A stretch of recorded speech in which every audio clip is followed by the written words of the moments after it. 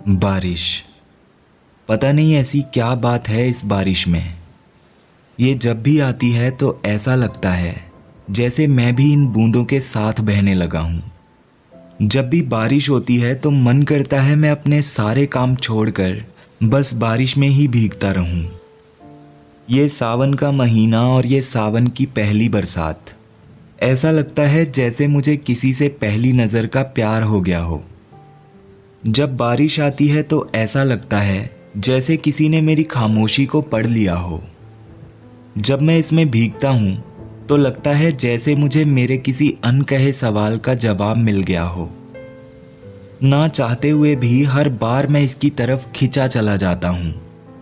इन बूंदों को देखकर पता नहीं क्या हो जाता है मुझे कि मैं खुद को रोक ही नहीं पाता हूँ।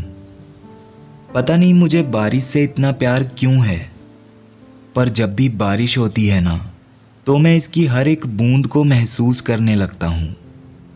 हर बार इसमें भीगना ज़रूरी नहीं होता, तो कभी कभी मैं हाथ में चाय लिए गर्मा गर्म पकौड़ों के साथ इसे दूर से भी इंजॉय कर लेता हूँ।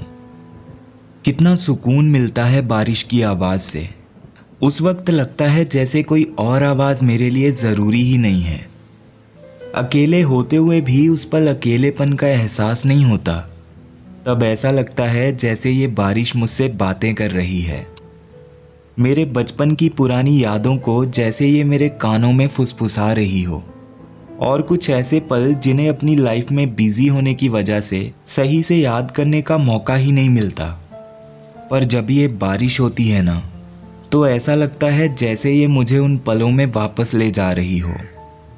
हम आजकल अपनी ज़िंदगी में इतना बिजी हो चुके हैं कि हमें हर वक्त किसी न किसी चीज़ की चिंता लगी रहती है।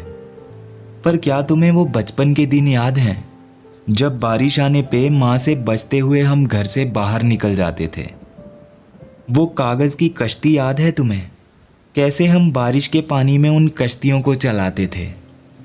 पर उन पलों को हम कितना पीछे छोड़ आए हैं ना, जब हम बिना किसी चिंता के बेफिक्र होके जीते थे।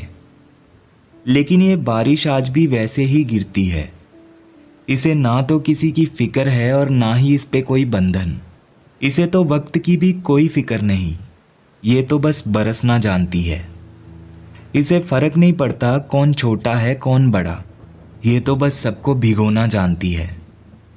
पता नहीं तुमने कभी नोटिस किया है या नहीं, पर ये बारिश हमें कितना कुछ सिखाती है।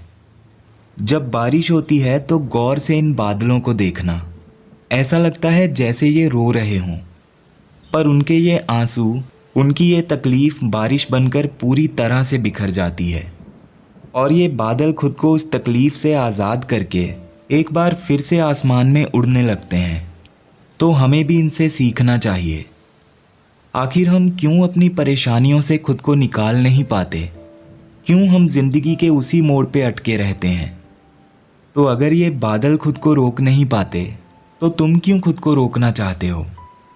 कुछ सीखो इन बादलों से, और अगर मन भारी सा लगे तो तुम भी इनकी तरह बरस जाया करो। तब देखना तुम भी बहुत हल्का महसूस करोगे।